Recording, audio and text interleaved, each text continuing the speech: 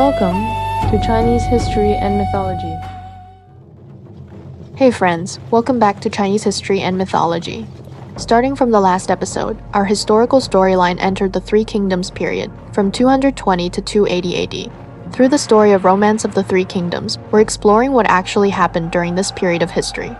In the last episode, we briefly introduced several important characters in the story: Liu Bei, Zhuge Liang, Cao Cao, and Dong Zhuo. We also talked about two incredibly powerful warriors, Guan and Liu Bei. In today's episode, we continue the story of Romance of the Three Kingdoms. When Zhang Fei chased Liu Bei to the gates of Hulao Pass, he found arrows and falling stones raining down from above. There was no way to move forward, so he had no choice but to retreat. The eight warlords celebrated their victory and sent messengers to report their success to Yuan Shao. Yuan Shao then ordered Sun Jian to continue advancing against Dong Zhuo. Sun Jian brought Cheng Pu and Huang Gai to meet Yuan Shu. He drew a line on the ground with a stick and angrily questioned him. "I have no personal hatred toward Dong Zhuo. I risked my life under flying arrows and stones to fight him for the sake of the nation and also to protect the honor of your Yuan family. Yet you listened to slander and refused to send supplies, which caused my defeat. How can you live with that?" Yuan Shu was too ashamed to respond. He executed the man who had spread the rumor and apologized to Sun Jian. At that moment, someone arrived with news that a general from the past wanted to meet Sun Jian. When Sun Jian returned to camp, he learned that the visitor was Li Ju, one of Dong Zhuo's trusted men. Li Ju said, "The chancellor has always respected you. He sent me here to arrange a marriage alliance. He has a daughter and wishes for her to marry your son." Sun Jian exploded with anger. "Dong Zhuo has defied heaven and destroyed the royal family. I want to wipe out his entire bloodline. Why would I ever join his family? The fact that I am not killing you right now is already mercy. Go back and tell Dong Zhuo to surrender the pass while he still has a chance to live. If he delays, he will die without even a grave." Terrified, Li Zhu rushed back and reported everything to Dong Zhuo. Dong Zhuo was furious and asked Li Ru what they should do next. Li Ru believed Liu Bei had just suffered a defeat and that morale was unstable. He suggested retreating back to Luoyang first and then moving the emperor to Chang'an. He even used an old folk rhyme to support his argument: "One Han in the west, one Han in the east. When the deer enters Chang'an, disaster will cease." He explained that the western Han rose in Chang'an, while the eastern Han rose in Luoyang. If they moved the capital back to Chang'an, perhaps it would follow heaven's will and avoid disaster. Dong Zhuo loved the idea. He returned to Luoyang overnight with Liu Bei, gathered the officials, and announced that the emperor would be moved west to Chang'an. Yang Biao tried to stop him. He warned that the Guangzhong region was already devastated and that the ancestral temples and imperial tombs should not be abandoned so easily. He said causing chaos was easy, but calming the people was difficult. Huang Wan also argued that Chang'an had already suffered from years of war and had very few remaining citizens. Abandoning Luoyang's palaces for a ruined land made no sense. Sun Shuang also urged Dong Zhuo not to force the move. Dong Zhuo shouted back, "I am acting for the future of the empire. Why should I care about the lives of common people?" That same day, he stripped Yang Biao, Huang Wan, and Sun Shuang of their positions and reduced them to commoners. As Dong Zhuo prepared to leave the city, Zhou Bai and Wu Qiong came to persuade him one last time. Dong Zhuo remembered that they had once recommended Yuan Shao, who was now his enemy. He immediately assumed they were traitors and had them executed in public. He then officially ordered the relocation of the capital. Following Li Ru's advice, he sent cavalry throughout Luoyang to arrest wealthy families, falsely accusing them of being traitors. Their homes were seized, entire families were killed, and their wealth was taken for military use. Li Ju and Guo Si forced millions of people from Luoyang to march toward Chang'an. Soldiers surrounded the civilians and drove them forward. Countless people died along the road. Soldiers stole food, assaulted women, and the cries of suffering filled the air. Anyone who walked too slowly was killed on the spot. Before leaving, Dong Zhuo ordered the city gates, homes, temples, and imperial palaces to be burned. Flames covered both the northern and southern palaces of Luoyang. Liu Bei was also ordered to dig up imperial tombs and steal gold and treasures. Dong Zhuo loaded thousands of carts with stolen wealth, kidnapped the emperor and the imperial family, and headed west toward Chang'an. When Dong Zhuo General Zhao Sen saw that Luoyang had been abandoned, he surrendered Sishui Pass. Song Jian became the first to enter Luoyang. Liu Bei, Guan Yu, and Zhang Fei also fought their way through Hulao Pass, and the other warlords followed into the city. When Sun Jian entered Luoyang, he saw flames everywhere and smoke covering the sky. For hundreds of miles, there was almost no sign of human life. He ordered his men to put out the fires and told the warlords to set up camp in the ruins. Cao Cao saw that Yuan Shao refused to continue advancing and said, Dong Zhuo burned the palaces, kidnapped the emperor, and terrified the people. Heaven is clearly giving us the chance to destroy him. If we attack now, we can end everything in a single battle. Why are we hesitating? Yuan Shao replied that the armies were exhausted and should not move forward. The other warlords also refused to fight. Cao Cao angrily said, These men are not worth planning with. He personally led more than 10,000 soldiers and marched overnight to pursue Dong Zhuo, bringing Xiahou Dan, Xiahou Yuan, Cao Ren, Cao Hong, Li Dian, and Yu Jin with him. When Dong Zhuo reached Xinyang, the local governor Su Rong came to welcome him. Li Ru predicted that Cao Cao would pursue them and advised Su Rong to prepare an ambush in the mountain valleys. Liu Bu would act as the rear guard and lure Cao Cao deeper into the trap. When Cao Cao caught up to Liu Bu, he shouted, Traitor, you kidnapped the emperor and forced the people to relocate. Where do you think you're going? Liu Bu shouted back. You traitor to your own lord have no right to lecture anyone. Xiahou Dan attacked Liu Bu, but Li Ju attacked from the left and Gui Si attacked from the right. Cao Cao's army was surrounded from three sides and quickly collapsed. Cao Cao retreated to the base of a mountain and gathered his scattered troops at night. But suddenly, hidden soldiers attacked from every direction. Su Rong led the pursuit and shot Cao Cao in the shoulder with an arrow. Cao Cao escaped while still wounded, but his horse was killed by enemy soldiers and he nearly got captured. At the critical moment, Cao Hong arrived on horseback, killed the enemy soldiers, and rescued him. Cao Cao said, My fate is finished. You should escape. Cao Hong replied, The world can survive without me, but it cannot survive without you. He gave Cao Cao his own horse and continued on foot while protecting him. Near dawn, they reached a river, but enemy troops were still closing in. Cao Cao sighed, This is the end of my life. Cao Hong removed his armor and carried Cao Cao across the river on his back. At sunrise, Su Rong caught up again. Just when everything seemed hopeless, Xiahou Dan and Xiahou Yuan arrived with several dozen cavalry soldiers. Xiahou Dan killed Su Rong with a single strike. Soon, Cao Ren, Li Dian, Yu Jin, and the others arrived as well.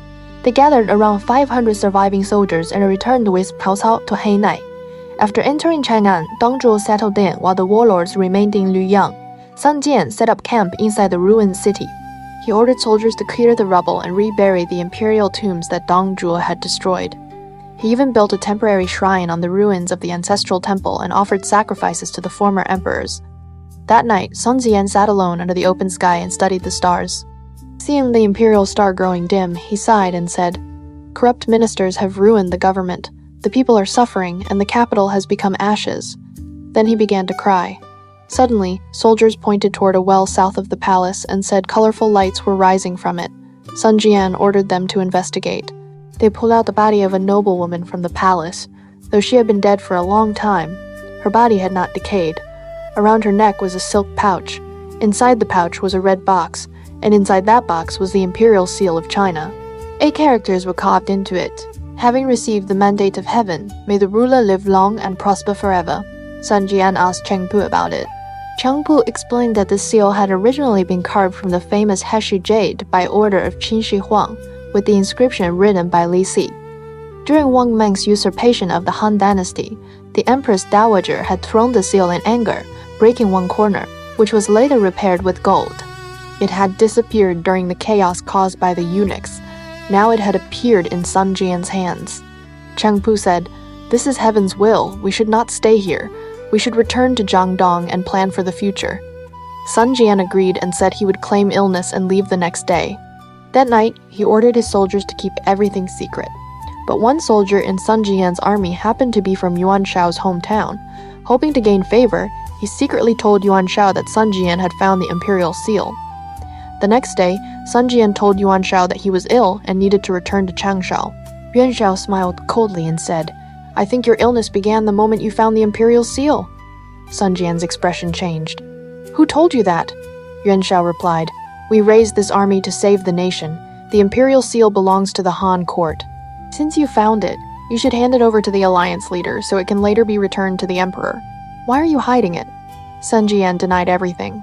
How could the seal possibly be with me? Yuan Shao pressed further. Then what exactly did you pull out of that well?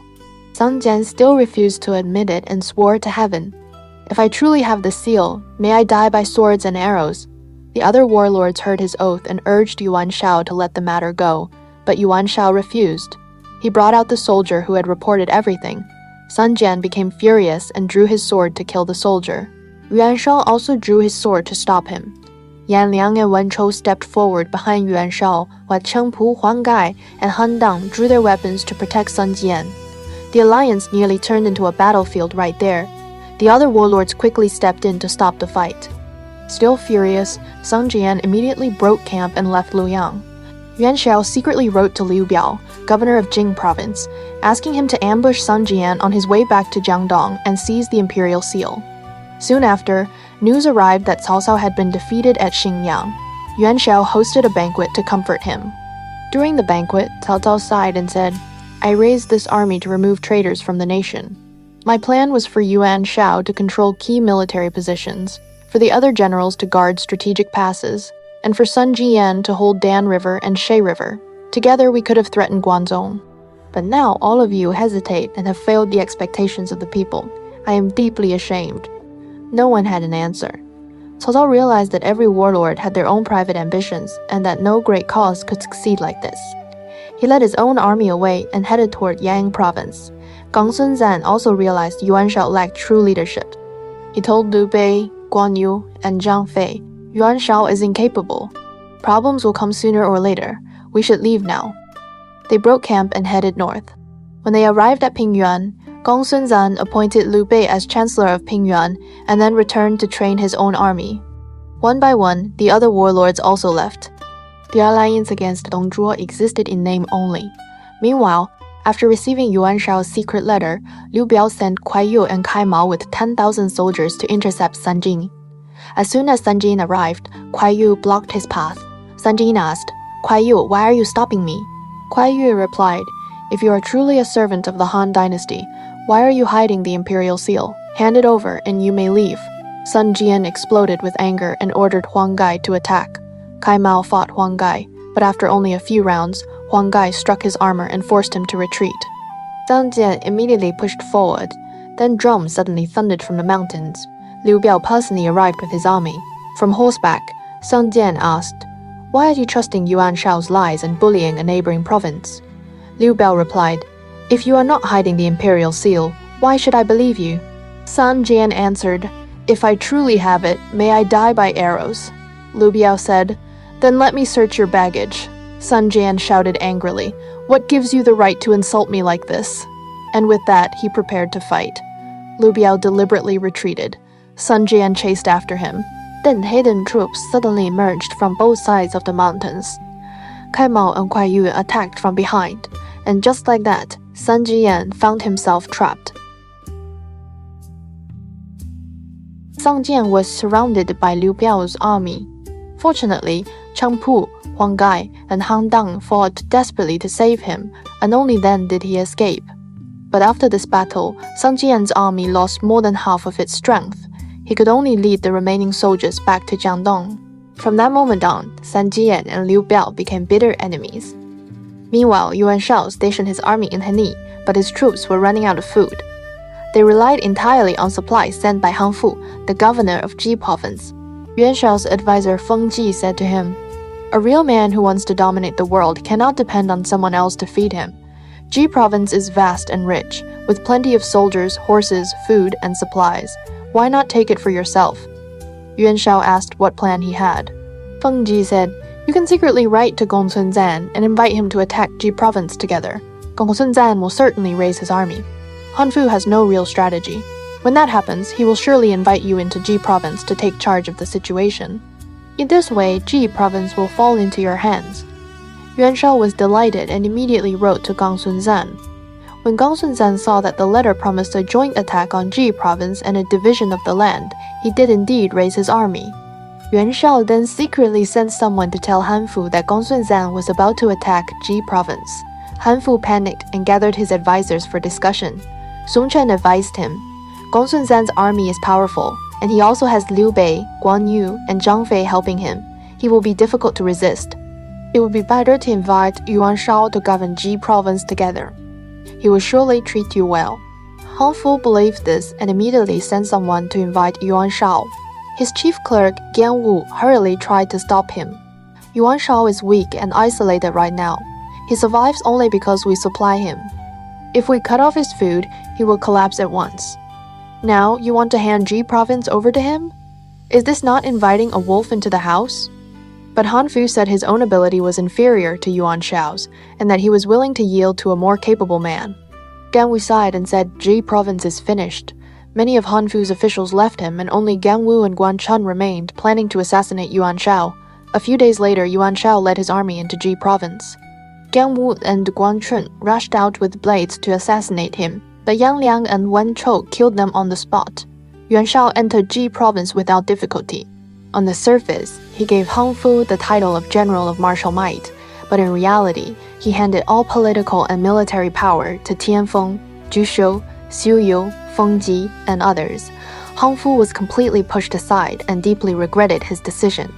In the end, he abandoned his family and fled to Zhang Miao, the governor of Chenliu. When Gongsun Zan heard that Yuan Shao had taken all of Ji province for himself, he sent his younger brother Gongsun Yue to demand his share of the territory. Yuan Shao claimed that Gongsun Zan would have to come in person to discuss it. On the way back, Gongsun Yue was shot to death by a group of soldiers who claimed to be Dong Zhuo's men. When Gongsun Zan heard the news, he was furious. Yuan Shao tricked me into raising my army, took Ji province for himself, and then used Dong Zhuo's name to murder my younger brother. How can I not avenge this? He immediately led his army to attack Yuan Shao. Yuan Shao also led his forces out to meet him, and the two armies faced each other at Pan River. Standing on the bridge, Gongsun Zan shouted angrily, "You faithless man, how dare you betray me?" Yuan Shao replied, "Han Fu willingly gave Ji province to me. What does that have to do with you?" Gongsun Zan cursed him. "I once believed you were loyal and righteous, and I supported you as alliance leader. Now I see you are nothing but a heartless wolf." Yuan Shao was enraged and ordered Wen Chu to attack. Wen Chu charged onto the bridge. Gongsun Zan fought him for less than 10 rounds before being defeated and forced to flee. Wen Chou chased him and nearly killed him. At the critical moment, a young general suddenly charged out from beside a grassy slope and thrust his spear straight at Wen Chou. The two fought for 50 or 60 rounds without a clear winner. Gongsun Zan escaped and asked the young man his name. The young general answered, "I am from Zanding in Changshan. My family name is Zhao, my given name is Yan, and my courtesy name is Zilong. I was originally under Yuan Shao, but I saw that he had no heart to serve the emperor or love the people, so I came to join you." Gongsun Zan was overjoyed and brought Zhao Yun back to camp. The next day, the two armies fought again. Yuan Shao ordered Ku Yi to set an ambush and had Yan Liang and Wen Chou use crossbows to suppress Gongsun Zan's left and right wings. Gongsun Zan sent Yang Gang as the vanguard, but Yang Gang rushed forward recklessly, fell into Ku Yi's ambush, and was killed. Gongsun Zan's army was badly defeated, and even his commander's flag was cut down. Just as Gongsun Zan was about to retreat, Ku Yi pursued him all the way to the rear lines and ran straight into Zhao Yun. Zhao Yun met him with his spear and killed Ku Yi within only a few rounds. Then he charged alone into Yuan Shao's army, cutting left and right, as if no one could stop him. Gongsun Zan used the moment to counterattack, and Yuan Shao's army was defeated. Yuan Shao originally believed Ku Yi had already won. He had come out of camp with only a few attendants to watch the battle, and even laughed, saying, "Gongsun Zan is not worth fearing." Before he finished speaking, Zhao Yun had already charged right up to him. Yuan Shao's men fell into chaos. Tian Feng urged him to hide behind a broken wall, but Yuan Shao threw his helmet to the ground and shouted, "A real man should die on the battlefield. How can I hide behind a wall just to save my life?" His soldiers fought desperately to protect him, and Zhao Yun attacked several times but could not break through. Soon, Yuan Shao's main army arrived. Zhao Yun protected Gongsun Zan and broke out of the encirclement, then withdrew to Ji Bridge. Yuan Shao continued the pursuit. Suddenly, another force charged out from behind the hills. The three leaders were Liu Bei, Guan Yu, and Zhang Fei. They had heard in Pingyuan that Gongsun Zan was fighting Yuan Shao and had come to rescue him. The three brothers charged straight toward Yuan Shao. Yuan Shao panicked and fled back. Gongsun Zan also withdrew his army to camp. After Liu Bei met Gongsun Zan introduced Zhao Yun to him. Liu Bei saw that Zhao Yun was brave and impressive, and he respected him deeply. After this, Yuan Shao shut his gates and refused to fight. The two sides remained in a standoff for more than a month. When the situation reached Chang'an, Liu advised Dong Zhuo to use the emperor's name to issue an imperial order and mediate the conflict. Dong Zhuo sent Ma Ridi and Zhao Qi to Hebei. Yuan Shao and Gongsun Zan both accepted the order and made peace, and the fighting temporarily stopped. Gongsun Zan withdrew his troops and submitted a memorial recommending Liu Bei as chancellor of Pingyuan. When Liu Bei and Zhao Yun parted, they held each other's hands and wept. Zhao Yun sighed. "I once thought Gongsun Zan was a hero. Now it seems he is no different from Yuan Shao." Liu Bei said, "Stay with him for now. One day, we will meet again." The two parted in tears. Meanwhile, when Yuan Shu heard that Yuan Shao had taken Ji province, he asked Yuan Shao for war horses, but Yuan Shao refused. He then asked Liu Biao for grain, but Liu Biao also refused. Yuan Shu held a grudge, so he secretly wrote to Sun Jian, trying to provoke him into attacking Liu Biao. In the letter, he said that Liu Biao had blocked Sun Jian before because Yuan Shao had ordered it. Now, Yuan Shao and Liu Biao were secretly plotting to attack Jiangdong. If Sun Jian attacked Liu Biao, Yuan Shu would deal with Yuan Shao for him. After reading the letter, Sun Jian was furious. That Liu Biao is truly hateful. He cut off my road home before. If I do not take revenge now, when will I? Cheng Pu advised him. Yuan Shu is suspicious and deceitful. You cannot fully trust him, Sun Jian said. I already want revenge. Why would I need to rely on him? He then prepared warships and weapons and set out to attack Liu Biao. When Liu Biao learned that Sun Jian was coming, he was greatly alarmed. Kuai Liang suggested sending Huang Zu to lead troops from Jiangxia as the vanguard, while Liu Biao personally led the Jingxiang troops as support. Sun Jin crossed the river, and Huang Zu placed archers in ambush along the bank. Sun Jin deliberately had his ships approach the shore again and again, luring Huang Zu's soldiers into shooting arrows. After 3 days, Huang Zu's army had used up its arrows. Sun Jian had collected more than 100,000 of them. Then, with the wind behind him, he ordered his men to shoot them back toward the shore. Huang Zu's army could not hold and fled in defeat. Sun Jian landed and pursued the enemy. Cheng Bu, Huang Gai, and Han Dang attacked from 3 sides. Huang Zu abandoned Fancheng and fled toward Dengcheng. Sun Jian continued the pursuit. Huang Zu sent Zhang Hu and Chen Sheng to fight. Han Dang engaged Zhang Hu. When San Qi saw Chen Sheng moving forward to help, he drew his bow and shot Chen Sheng in the face. Zhang Hu panicked and was killed by Han Dang. Huang Zu suffered major defeat and fled back to report to Liu Biao. Liu Biao gathered his advisors again. Kuai Liang urged him to dig deep trenches and build strong defenses, avoid Sun Jian's sharp attack, and ask Yuan Shao for help. Cai Mao, however, argued for a direct battle outside the city. Liu Biao agreed and ordered Cai Mao to lead troops out.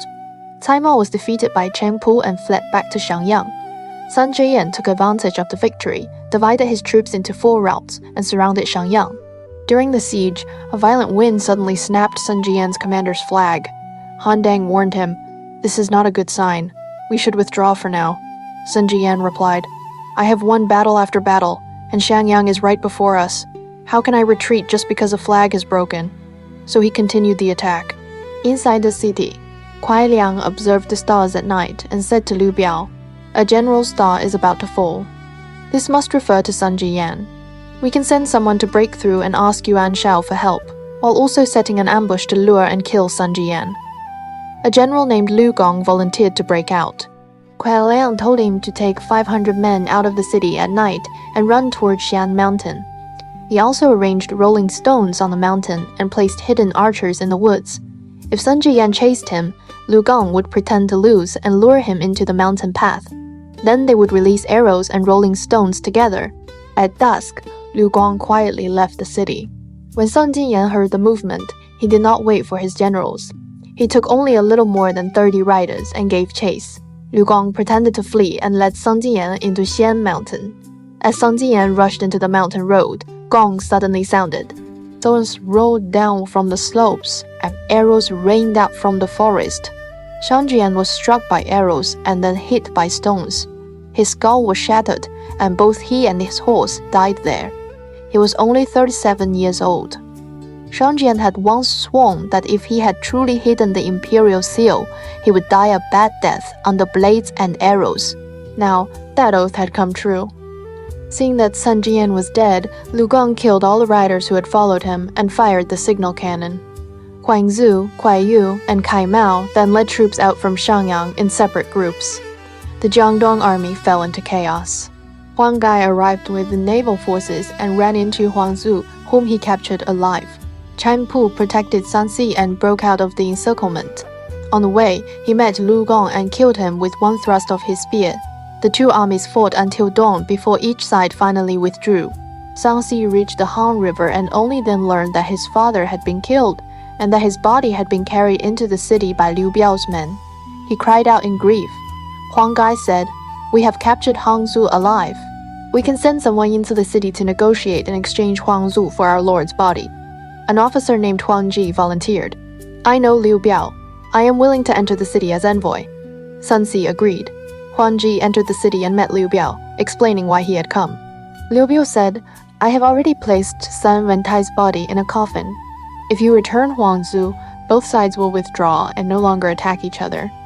Just as Huang Ji was about to bow in thanks and leave, Kuai Liang stepped forward from below the hall and said, "No, I have a plan that can wipe out every last soldier from Jiangdong. First execute Huang Ji, then carry out my strategy."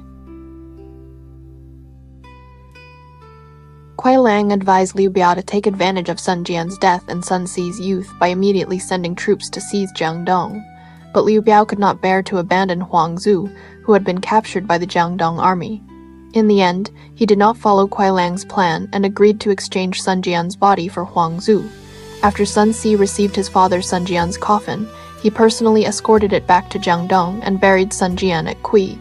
After the funeral, Sun Si stationed his troops at Jiangdong and began recruiting talented people, treating capable men with great respect. Heroes and ambitious men from across Jiangdong gradually came to join him. Meanwhile, in Chang'an, Dong Zhuo heard that Sun Jian was dead and laughed loudly. "I have removed a major threat." When he also heard that Sun Jian's son Sun Si was only 17 years old, he did not take him seriously at all. From then on, Dong Zhuo became even more arrogant and overbearing.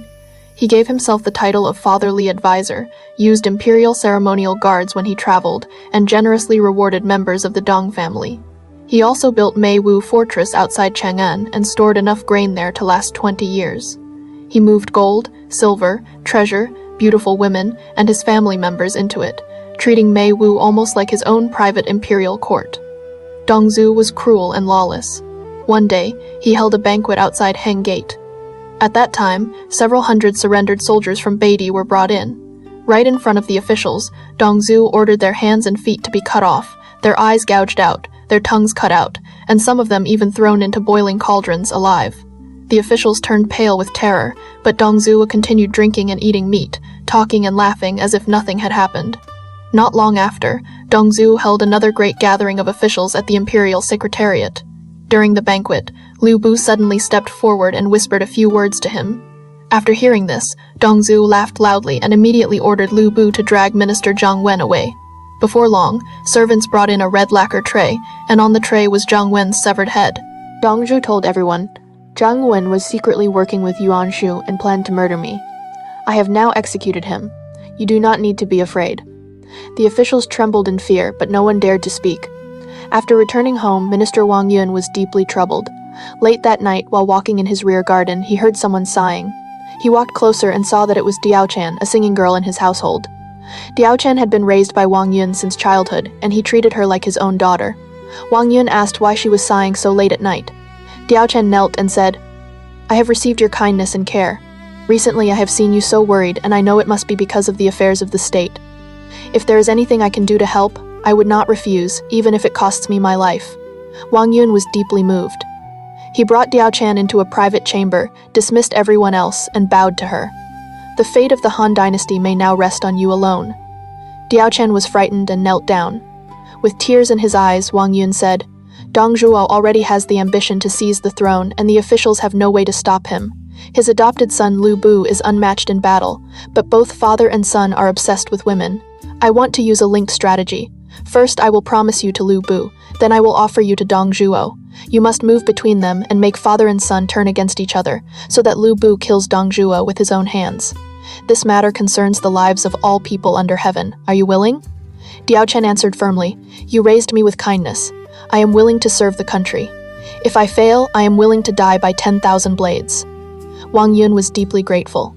The next day, Wang Yun first sent a precious golden crown to Liu Bei. Liu Bei was delighted and personally went to Wang Yun's residence to thank him. Wang Yun held a banquet for him and repeatedly praised him during the meal. There are no true heroes in the world today, only you, General.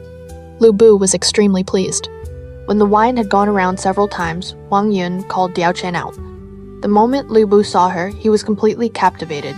Wang Yun seized the chance and said, I am willing to give this girl to you as your concubine. Liu Bei was overjoyed and bowed in thanks. If I can have such a beauty, I will devote myself fully to repaying your great kindness. Wang Yun promised to choose a day to send Diao Chen to Liu Bei's residence. A few days later, when Liu Bei was away, Wang Yun invited Dong Zhuo to his home for a banquet. During the feast, he flattered Dong Zhuo again and again, saying that the Han dynasty's fate was nearly finished, and that Dong Zhuo's merit shook the whole world and matched the will of heaven. Dong Zhuo was delighted. Then Wang Yun ordered Diao Chen to come out and dance. When Dong Zhuo saw her extraordinary beauty, his heart was immediately moved. Wang Yun said, I am willing to offer this girl to your excellency. Dong Zhuo was overjoyed and took Diao Chen back to his residence that very night. On Wang Yun's way home, he ran into Liu Bei. Liu Bei was furious. He grabbed Wang Yun by the robe and demanded, You promised Diao Chen to me. Why did you give her to Dong Zhuo? Wang Yun pretended to be shocked and explained, The Grand Preceptor personally came to my home and said he had heard Diao Chen was promised to you. He said he came to receive her on your behalf. How could I disobey him? He said today was an auspicious day and that he would first take her back to his residence, then send her to you later. Liu Bei believed him and even apologized to Wang Yun before leaving. The next day, Liu Bei went to Dong Zhuo's residence to ask about Diao Chen, only to learn that Dong Zhuo had already slept with her. He was consumed by anger. He secretly went behind Dong Zhuo's bedroom to look inside. When Diao Chen saw Liu Bei, she deliberately showed a sorrowful expression and wiped tears from her face. Liu Bei saw this and felt his heart ache. After taking Diao Chen, Dong Zhuo became obsessed with her beauty and ignored government affairs for more than a month. Later, when Dong Zhuo became ill, Diao Chen served him day and night, and he favored her even more. When Liu Bei came inside to visit Dong Zhuo, Diao Chen waited until Dong Zhuo fell asleep. Then she secretly signaled to Liu Bei, pointed to her own heart, then pointed toward Dong Zhuo, and silently wept. Liu Bei felt as if his heart were being cut apart. When Dong Zhuo woke and saw Liu Bei staring behind the bed, he became furious. How dare you flirt with my beloved woman? He drove Liu Bei out and ordered that he was never to enter again. When Li Ru heard about this, he advised Dong Zhuo, If your excellency wishes to control the empire, you cannot lose Liu Bei's loyalty over such a small matter. Dong Zhuo then summoned Liu Bei, rewarded him with gold and silk, and comforted him with kind words. Liu Bei thanked him on the surface, but in his heart, he was already bound to Diao Chen. Not long after, Dong Zhuo recovered and entered the palace to discuss affairs. Liu Bei went with him. When he saw Dong Zhuo speaking with Emperor Shan, Liu Bei seized the chance to leave and hurried straight to the rear hall of Dong Zhuo's residence to meet Diao Chen. Diao Chen told him to wait at Fangyi Pavilion in the rear garden. She soon arrived in tears and said, My heart was already promised to you, General. Who could have imagined that Dong Zhuo would seize me by force? Now that my body has been dishonored, I can no longer serve a hero. I only wish to die before you, to prove my heart. With that, she tried to throw herself into the pond. Liu Bei quickly held her back and said, I have always known your heart. I only hate that I cannot be with you. Diao Chen cried, If you fear that old traitor, then will I never have a day of freedom in this life? Liu Bei was ashamed and furious, but he had no plan. He could only comfort Diao Chen. The two remained together under Fangyi Pavilion, unwilling to part. Meanwhile, Dong Zhuo suddenly noticed in the palace that Liu Bei was missing. Suspicious, he hurried back to his residence. At the gate, he saw Liu Bei's horse tied there, so he went alone into the rear hall to look for him.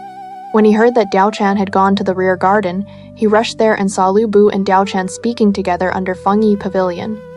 Rage exploded in his heart, and he shouted. When Liu Bei saw Dong Zhuo arrive, he panicked and fled. Dong Zhuo grabbed Liu Bei's halberd and chased him, but he was too heavy to run fast. He hurled the halberd at Liu Bei instead. Liu Bei knocked it away with his hand and escaped from the garden. When Dong Zhuo chased him to the garden gate, someone suddenly rushed toward him. The two crashed into each other, and Dong Zhuo fell to the ground. Dong Zhuo, Liu Bei, and Diao Chen form one of the most dramatic triangular relationships in Romance of the Three Kingdoms, and at the center of this triangle is Diao Chen. At that time, the Eastern Han dynasty was in decline, and the power of the court had fallen into the hands of the brutal chancellor Dong Zhuo. No one was able to stop him. In order to remove Dong Zhuo, the loyal minister Wang Yun used the weakness shared by Dong Zhuo and his adopted son Liu Bei. Both men were obsessed with women. So he designed a linked strategy. First, he promised the heavenly beautiful Diao Chan to Liu Bei, the greatest warrior in the world. Then he secretly offered Diao Chan to Liu Bei's adoptive father, Dong Zhuo. Diao Chan was caught between the two men, using her beauty and intelligence to move carefully between both sides until jealousy and suspicion completely destroyed the relationship between father and son. In the end, this caused Liu Bei to kill Dong Zhuo with his own hands in a fit of rage, removing a great enemy of the empire. And all of this began with the small spark of jealousy lit by Diao Chan, a woman trapped between two powerful men. Diao Chan was able to turn a powerful father and son against each other and eventually change the political order of the entire realm. Her greatest weapon, first of all, was her extraordinary beauty. In Chinese culture, Diao Chan is ranked alongside Shi, Wang Zhaozhen, and Yang Yuhuang as one of the four great beauties of ancient China. She is also an important cultural symbol connected to the rise of the three kingdoms. These four iconic beauties, who span thousands of years of Chinese history, are often described with a famous phrase, "A beauty so stunning that fish would sink, geese would fall from the sky, the moon would hide, and flowers would feel ashamed." Among them, Shi lived during the Spring and Autumn and Warring States period. She was a stunning beauty whose story was connected to the fall of a kingdom. Wan Xiaozhong was a palace woman of the Western Han dynasty, remembered for marrying beyond the frontier. Yang Yehuan was the beloved imperial consort for the Tang Emperor, famous for her full, graceful beauty, and she witnessed the Tang dynasty's turn from prosperity toward decline. Diao Chan, meanwhile, lived in the chaotic opening of the Three Kingdoms era. She did not travel far beyond the frontier like Wang Zhaojun, and she was not trapped in the imperial palace like Yang Yuhuan. Instead, she moved like a skilled dancer through the cracks of power, drawn into conflict and changing the course of history. But strictly speaking, there is no record of Diao Chan in real history. She is more likely a classic literary figure created by Luo Guanzhong through historical imagination, folk storytelling, and legend based on the story of an unnamed maidservant. At this point, I want to talk with you about something slightly outside the main story of Romance of the Three Kingdoms. Since we have mentioned the four great beauties of Chinese history, let's take a closer look at their stories. From ancient times to today, historical narratives in many countries have often reduced women to the idea of a beautiful woman who brings disaster. This is actually a very unfair way of looking at history. For example, in Western legend, the Trojan War is often blamed on the beauty of Helen, as if a long and terrible war began simply because of one woman. Cleopatra of Egypt is also often portrayed as a woman who seduced Caesar and Antony and caused political turmoil in Rome. Marie Antoinette, the Queen of France, was later shaped into a symbol of luxury, coldness, and the outbreak of the French Revolution. Anne Boleyn of England is also often described as the woman who tempted Henry VIII to break with the Roman Church and change the course of English history. But if we truly return to the historical scene, we will realize that these explanations are often far too simple. Wars, dynastic change, political crises, and social collapse are never caused by the beauty of one woman alone. Placing complicated historical responsibility on women is actually one of the easiest explanations within male-centered power narratives. So the stories of China's four great beauties should not be seen as simple legends about beauty either. Shi, Wang Zhaozhen, Diao Chan, and Yang Yuhuan each lived in a specific historical gap. Behind their fates were the rise and fall of states, struggles for power, the pressure of their times, and the sorrow of having no real choice. They were not merely beauties. They were people pushed to the edge of history. The title of the four great beauties of ancient China often makes later generations remember only their astonishing beauty. But if we strip away the outer layer of drama and legend, each of these women was a real individual caught in the tide of history. They were not the root cause of national collapse. On the contrary, they were victims and sacrifices of violent political power. Shi was from the state of Yu near the end of the Spring and Autumn period. Her original name was Shi Yiguang, and she was a poor village girl from a farming family. At that time, the state of Yu had been defeated by the state of Wu.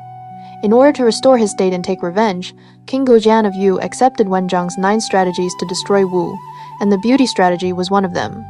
Bei and another woman from her hometown were chosen and sent to King Fuchai of Wu as a special gift. She entered the palace of Wu with the mission of a spy. Over many long years, she skillfully captivated the king, causing him to sink into pleasure and neglect government affairs. But why was Shishi later seen by some people as a harmful source of disaster? In truth, this was a simple act of blame. The late Ming novelist Feng Menglong, in Chronicles of the Eastern Zhou Kingdoms, the story we discussed before, portrayed her as a beauty who brought disaster and gave her an ending in which she was drowned in the river. At the same time, later scholars often blamed Shishi for King Fuchai's strategic mistakes, his arrogance after the great victory at Fujiao, his failure to destroy Yu when he had the chance, and his later decision to turn north and compete for dominance. All of these were shifted onto Shishi, turning her into a scapegoat for the defeat of a state. Her tragedy lies in the fact that the special nature of her mission meant that even if she achieved great merit, the rulers and ministers of Yu might still not tolerate her in the end. This is why later legends emerged, saying she was killed by the Queen of Yu, or that she threw herself into the river out of guilt. Wang Zhaojun's story also begins with a palace tragedy. She was a woman of the Western Han Dynasty and was chosen to enter the palace as an ordinary palace woman. In the most widely circulated literary version, she refused to bribe the palace painter, so he deliberately painted her as ugly, and she never had the chance to meet the emperor. Later, when the Xiongnu Qianyu came to Chang'an to request a marriage alliance, she angrily volunteered to marry him. When Emperor Yuan of Han saw the radiant Wang Zhaojun at the farewell banquet, he regretted it deeply, but it was already too late. Afterward, he had the painter executed. This story deeply influenced later generations and made Wang Zhaojun a symbol of unrecognized talent and proud resistance. Like Shishi, she was also criticized by certain later writers in literary works. Some accused her of violating moral order because she served 2 generations of Xiongnu Chanyus. But history was not like that. The Book of Han clearly records that her marriage brought great peace to the frontier, saying that the border gates were peacefully closed, cattle and horses filled the fields, and for 3 generations there was no alarm of barking dogs. In fact, the Xiongnu had already submitted to the Han dynasty at that time. This marriage was not a humiliating plea for peace, but a marriage meant to maintain a vassal relationship. Her remarriage according to Xiongnu custom was also specially permitted by order of the Han central government. With the immense courage of marrying far from home, Wang Zhaojun brought decades of harmony between Han and Xiongnu.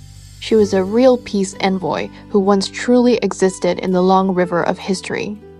Unlike the previous 2 women who were recorded in official history, Diao Chen is the one among the 4 great beauties who came from fictional literature but had enormous influence. Her story is also more complicated than the others. According to the Book of the Later Han and records of the 3 kingdoms, there was no woman named Diao Chen in real history. There was only the shadow of a maidservant. Historical records mention that Dong Zhuo once ordered Liu Bei to guard his inner residence, and Liu Bei secretly had an affair with one of Dong Zhuo's personal maidservants. When Lou Guangzhong wrote Romance of the 3 Kingdoms, he used this unnamed maidservant as a basis, combined it with folk legends, and created the vivid figure of Diao Chen. He made her Wang Yun's adopted daughter and placed her between Dong Zhuo and Liu Bei. Compared with Qi Shi and Wang Zhaojun, whose negative reputations often centered on the idea of being beauties who brought disaster, Diao Chen's situation was even more direct. During periods when this idea was especially common, she was often portrayed in literary works as a demon woman who used her beauty to seduce both father and son, leading an adopted son to kill his father and throwing the world into chaos. In extremely misogynistic views, she was seen as naturally born to bring disaster. In some Ming Dynasty plays, there was even a plot called Guan Yu Kills Diao Chen, in which she was sacrificed under the excuse of removing the root of disaster. But from a modern perspective, all of this actually proves that, as a fictional character, she carried too many expectations and contradictions projected onto her by writers and audiences. The last one is Yang Yuhuan of the Tang Dynasty. Among the 4 great beauties, she had the highest birth status. She came from a noble family. Not only did she have extraordinary beauty, but she was also skilled in music and rhythm, making her one of the top palace musicians and dancers of her time. She was originally the wife of Prince Xiao, the son of Emperor Xuanzong of Tang, but she was noticed by Emperor Xuanzong, who was her father-in-law. She was forced to become a Taoist nun and was later brought into the palace and made noble consort. From this point of view, Yang Guifei herself was more like prey under patriarchal and imperial power, Her life was never truly her own. In the same way, the decline of the flourishing Tang dynasty caused by the Enlashan rebellion was also blamed on her, and she was treated as a beauty who confused the ruler. But if we search through historical records, we cannot find evidence that Yang Yuhuan interfered in politics or brought chaos to the state. She was only a tragic figure caught in the whirlpool of history. The fairest judgment should be this: the decline of a golden age came from Emperor Xuanzong's neglect of government in his later years and his use of corrupt officials, yet a weak woman was pushed forward to bear the blame. This was not only scapegoating, but also the true absurdity of the idea that beauty brings disaster. The man who knocked Dong Zhuo down was Li Ru. Li Ru quickly helped Dong Zhuo up and brought him back to the study. Dong Zhuo said angrily, "That traitor Liu Bei dared to flirt with my beloved woman. I swear I will kill him." Li Ru advised him, "Diao Chan is only one woman, but Liu Bei is the general your excellency relies on most. If you give Diao Chan to Liu Bei, he will surely be deeply grateful and serve you with his life." Dong Zhuo thought in silence for a long time and only said, "What you say does make sense. I will think about it again." Dong Zhuo returned to the rear hall and questioned Diao Chan about why she had been secretly meeting Liu Bei.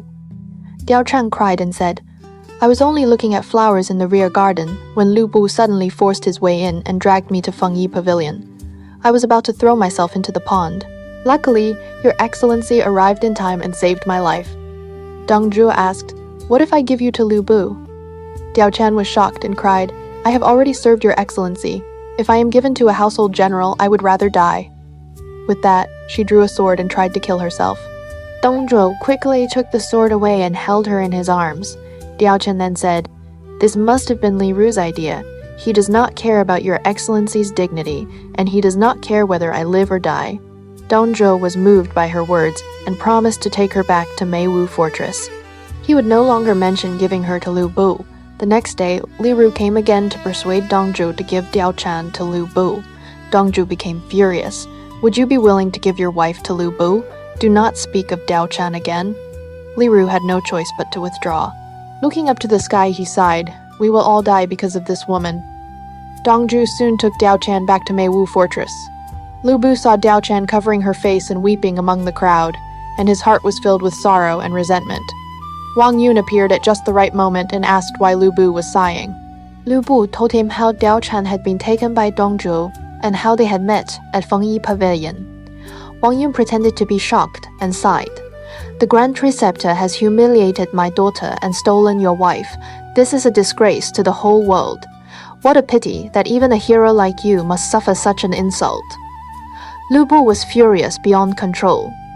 He slammed the table and said, "I swear I will kill that old traitor." Wang Yun lowered his voice and reminded him, "Your family name is Liu, and the Grand Preceptor's family name is Dong. When he threw the halberd at you in Fengyi Pavilion, was there still any father and son affection left?" Liu Bei suddenly understood. Wang Yun continued, "If you help restore the Han dynasty, you will be a loyal minister. If you continue helping Dong Zhuo, you will be a traitor." Liu Bei immediately knelt down, cut his own arm, and swore with his blood that he would kill Dong Zhuo. Wang Yun then discussed the plan with Shi Zhenri and Huang Wan. Shi Zhenri suggested that Li Su, the cavalry commandant, should pretend to carry an imperial order and go to Meiwu Fortress to invite Dong Zhuo back to court. Liu Bei would then place hidden soldiers at the palace gate and kill him when the chance came. Li Su had long resented Dong Zhuo because Dong Zhuo had refused to promote him. After Liu Bei explained the plan, Li Su immediately broke an arrow as an oath and agreed to join them. The next day, Li Su brought men to Meiwu Fortress and said to Dong Zhuo, "The emperor has recovered from illness and is preparing to gather all civil and military officials at Weiyang Palace to abdicate the throne to your excellency." Dong Zhuo was overjoyed. When he also heard that Wang Yun had already prepared the abdication platform, he believed it completely. He left Li Ju, Guo Xi, Zhang Ji, and Fan Chou to guard Meiwu Fortress, while he personally returned to Chang'an. Before leaving, he said to Diao Chan, "If I become emperor, I will make you an imperial consort." Diao Chan pretended to thank him. Along the way, Dong Zhuo encountered strange signs one after another. A wheel broke, a horse panicked and snapped its reins, and a sudden violent wind rose. But Li Su explained every omen as a lucky sign of receiving the throne, so Dong Zhuo suspected nothing. After reaching Chang'an, Liu Bei came forward to congratulate him. Dong Zhuo even promised, "If I become emperor, you will command all the armies in the empire." The next day, Dong Zhuo entered court. When his carriage arrived at the northern Yi Gate, the soldiers following him were stopped outside, and only a few men were allowed to enter with the carriage. Dong Zhuo saw Wang Yun and the others standing before the palace gate with swords in hand, and suspicion rose in his heart. When the carriage reached the front of the hall, Wang Yun shouted, "The traitor has arrived. Where are the warriors?" Armed men rushed forward and stabbed Dong Zhuo with halberds. Because Dong Zhuo was wearing armor, he was only wounded in the arm and fell from the carriage. He shouted, "Feng Xian, where is my son?" Liu Bei appeared from behind the carriage and shouted, "By imperial order, I am here to punish the traitor." He drove his halberd through Dong Zhuo's throat. Li Su then cut off Dong Zhuo's head.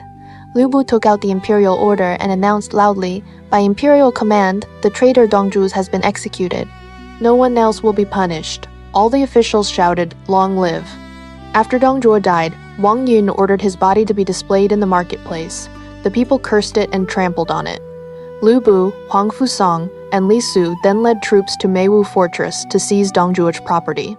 The first thing Liu Bei did was take Diao Chan away. Huang Fusang released the women Dong Zhuo had kidnapped and executed members of Dong Zhuo's clan. The gold, silver, jewels, grain, and silk that Dong Zhuo had collected over the years were too much to count. Wang Yun held a great banquet for the officials to celebrate Dong Zhuo's death. During the banquet, someone reported, "There is a man lying on Dong Zhuo's body and crying." Wang Yun ordered the man to be brought in. It turned out to be Kai Yong. Wang Yun angrily asked, "Dong Zhuo was a traitor and rebel. Today he has finally been punished. You are a minister of Han, so why are you crying for him?" Tai Yong admitted his fault and said, "I know Dong Zhuo's crimes were terrible, but he once recognized my talent and treated me with kindness. For a moment, I could not control my feelings. I am willing to accept punishment. I only ask that my life be spared so I may continue completing the history of Han." All the officials pleaded for Kai Yong, and Ma Ridi also urged Wang Yun to preserve such a great talent. But Wang Yun feared that Kai Yong would use his writing to criticize the government, so he insisted on imprisoning and strangling him. When the scholars and officials of Chang'an heard this, they all wept. From then on, many people could see that Wang Yun acted too harshly and too quickly, and that his rule would not last long. Meanwhile, Li Jue, Guo Si, Zhang Ji, and Fan Chou, 4 former generals under Dong Zhuo, fled towards Shaanxi and sent a petition to the court asking for pardon. Wang Yun said, Dong Zhuo was able to dominate the court precisely because these 4 men supported him. Even if the whole world is pardoned, these 4 alone must not be forgiven. When the 4 heard this, they first planned to flee for their lives, but the strategist Jie Shu advised them, "If you abandon your army and run, even a village officer could capture you. Better to gather your troops, attack Chang'an, and avenge Dong Zhuo. If you succeed, you can control the court. If you fail, it will still not be too late to run." Li Ju and the others followed Jie Shu's plan. They spread rumors that Wang Yun intended to purge everyone from the Guanzhong region, then gathered civilians and former troops. Soon they had more than 100,000 men and marched toward Chang'an in 4 routes. Along the way, they also joined forces with Dong Zhuo's son-in-law Niu Fu. When Wang Yun learned that Liang province troops were coming, he discussed the matter with Liu Bei. Liu Bei dismissed the threat. "They are nothing but rats. There is no need to fear them." He first sent Li Su into battle. Li Su defeated Niu Fu at first, but that night Niu Fu launched a surprise attack and crushed him. Liu Bei was furious and had Li Su executed. Then Liu Bei personally went into battle and defeated Niu Fu. Niu Fu tried to escape with gold and silver, but his trusted man Hu Qi'er killed him. Hu Qi'er brought Niu Fu's head to claim a reward, but Liu Bei saw through him and had him executed too. Liu Bei continued to fight Li Ju. Li Ju and the others knew that Liu Bei was brave but lacked strategy, so they made a plan. Li Ju and Guo Si would take turns harassing Liu Bei, while Zhang Ji and Fan Chou would split off and attack Chang'an directly. Liu Bei was held back from both front and rear and could not win for several days. Suddenly, a messenger arrived on horseback, reporting that Zhang Ji and Fan Chou had already broken into Chang'an and that the capital was in danger. Liu Bei hurried back to rescue it, but Li Ju and Guo Si attacked him from behind, causing heavy losses. Soon, Dong Zhuo's remaining followers, Li Meng and Wang Fang, acted as insiders inside the city. They opened the gates, and the 4 armies of Liang province rushed into Chang'an together. Liu Bei fought desperately in every direction, but still could not stop them. He finally led only about 100 riders to the Qingsuo gate and urged Wang Yun to escape with him. Wang Yun said, "If the nation can be settled, I am willing to give my life for it. If it cannot be settled, I am still willing to die. I cannot live by running away." Liu Bei tried again and again, but Wang Yun would not leave. In the end, Liu Bei abandoned his family and led his cavalry out of the pass to seek refuge with Yuan Shu. After Li Zhu and Guo Si entered the city, they looted Chang'an and surrounded the imperial palace. Emperor Xian climbed the tower and asked, "You have broken into Chang'an without permission. What exactly do you want?" Li Jue and Guo Si replied, "Grand Preceptor Dong was murdered by Wang Yun. We have only come for revenge, not rebellion. Hand over Wang Yun, and we will withdraw." When Wang Yun heard this, he said to Emperor Xian, "I removed a traitor for the sake of the country. Now things have come to this. Your Majesty need not worry about me." With that, he jumped down from the tower and shouted to Li Zhu and Guo Si, "I am here!" Li Zhu and Guo Si drew their swords and demanded, "What crime did Grand Preceptor Dong commit that you dared to kill him?" Wang Yun angrily replied, "Dong Zhuo's crimes reached the heavens. All the people of Chang'an celebrated his death. Why do you still not understand?" they asked again. "If the Grand Preceptor was guilty, what crime did we commit that we were not pardoned?" Wang Yun cursed them. "Traitors, there is no need for more words. Today I, Wang Yun, will simply die." Li Zhu and Guo Si then killed Wang Yun and wiped out his clan. When the officials and people heard the news, they all wept. Afterward, Li Zhu and Guo Si discussed among themselves, "Since we have already come this far, why not kill the emperor and seize power for ourselves?" With that, the two drew their swords, shouted loudly, and charged straight into the imperial palace. After Li Zhu and Guo Si broke into Chang'an, they originally wanted to kill Emperor Xian. Zhang Ji and Fan Shou advised them, "If you kill the emperor now, people may not accept it. It would be better to keep honoring him as ruler and use his name to control the warlords. Then you can plan for greater things later." Li Zhu and Guo Si accepted this advice and temporarily lowered their weapons.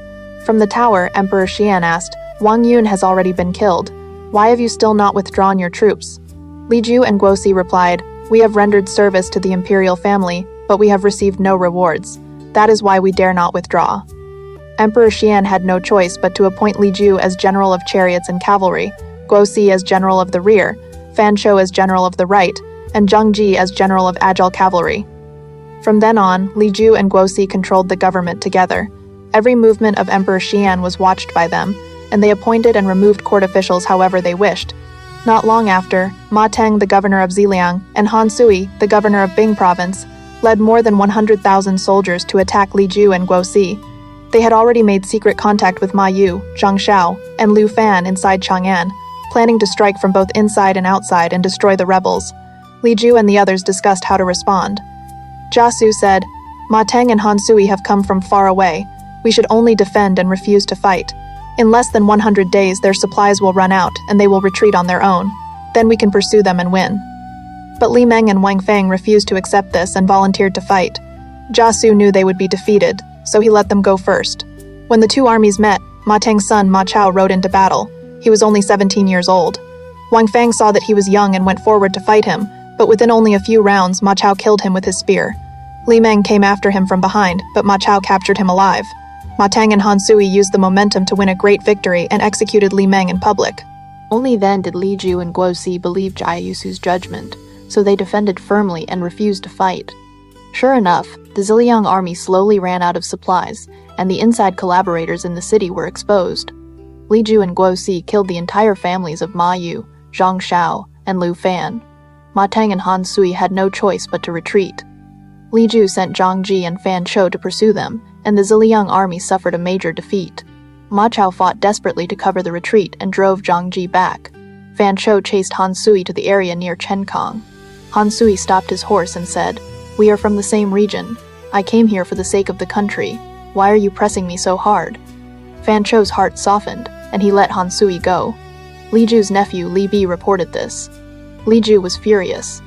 Following Jia Yusu's plan, he held a banquet to celebrate with Zhang Ji and Fan Shou.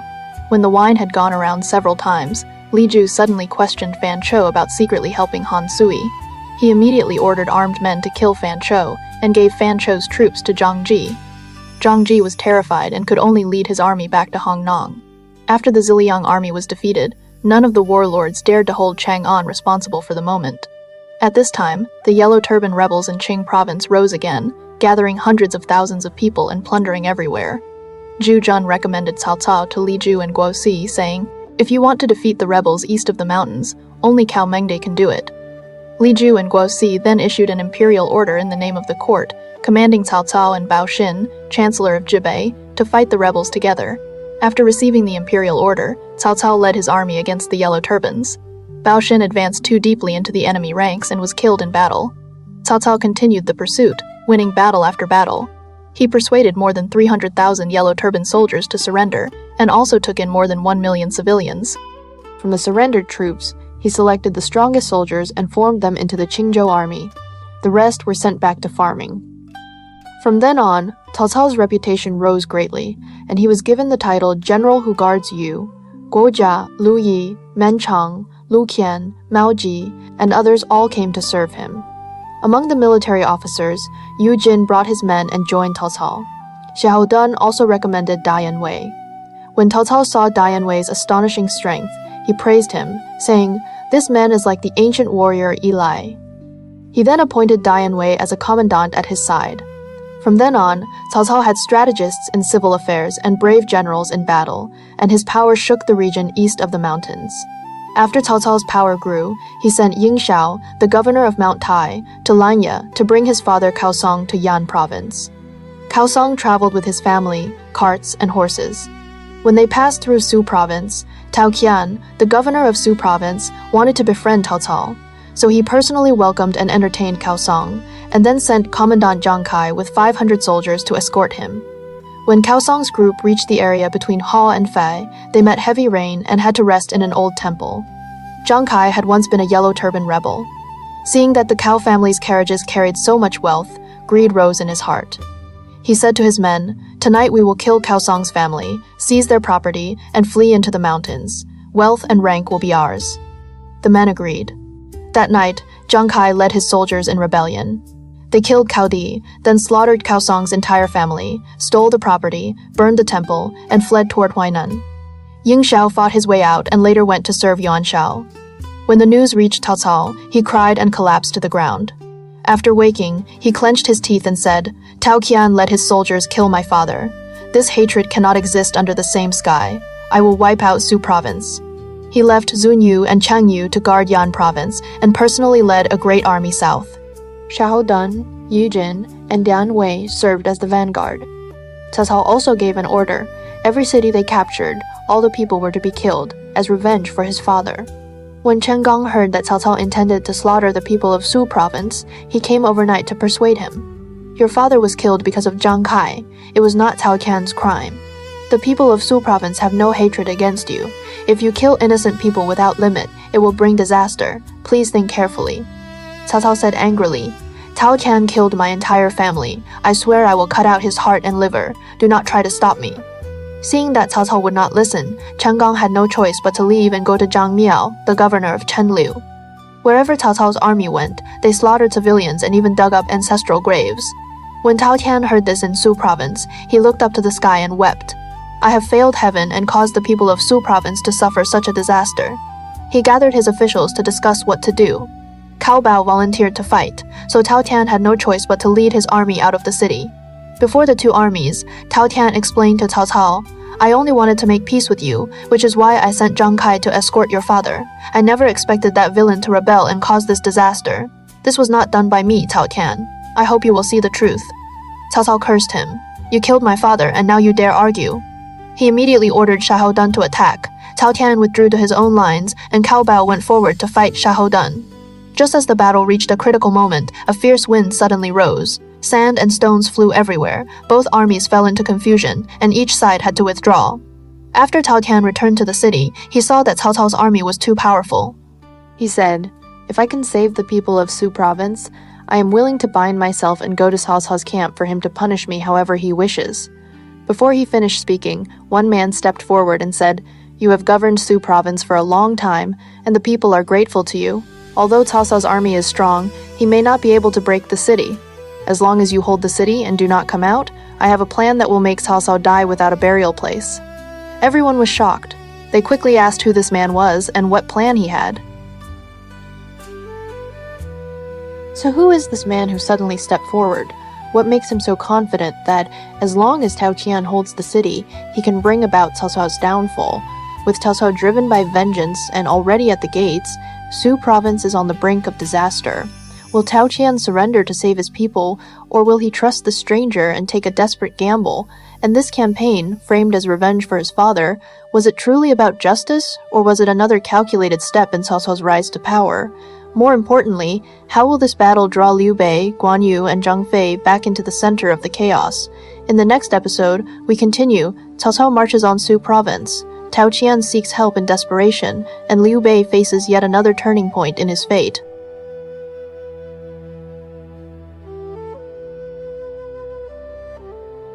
Alright, that is everything for today. Thank you for listening to Chinese History and Mythology. If you enjoy my show, please follow, like, and share it with the people around you. You are also very welcome to leave a comment on my blog and share topics you are interested in at bonniespodcasthandbook.blogspot.com. I am really looking forward to hearing from you.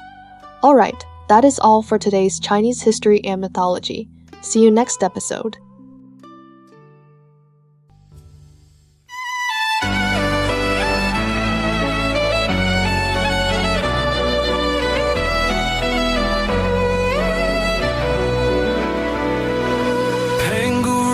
Sky in light, Nua healed the broken heart. Fuxi traced the world's design. Every age leaves stories bright. Yaya dynasty shaped bronze. Shang dynasty cast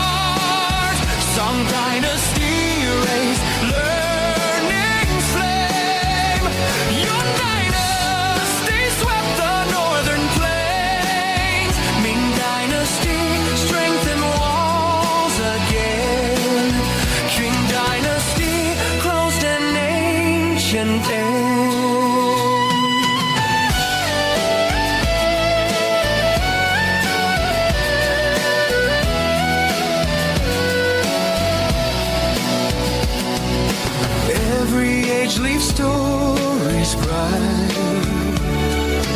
History and myth ignite in endless light.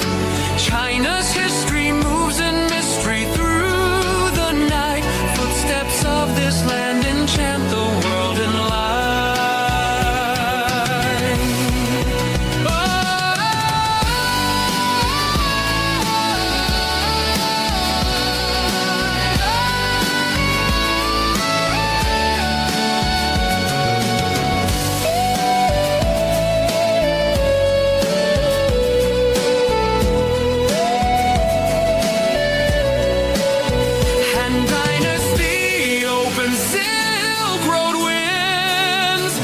Kingdoms dynasty turn war to tales.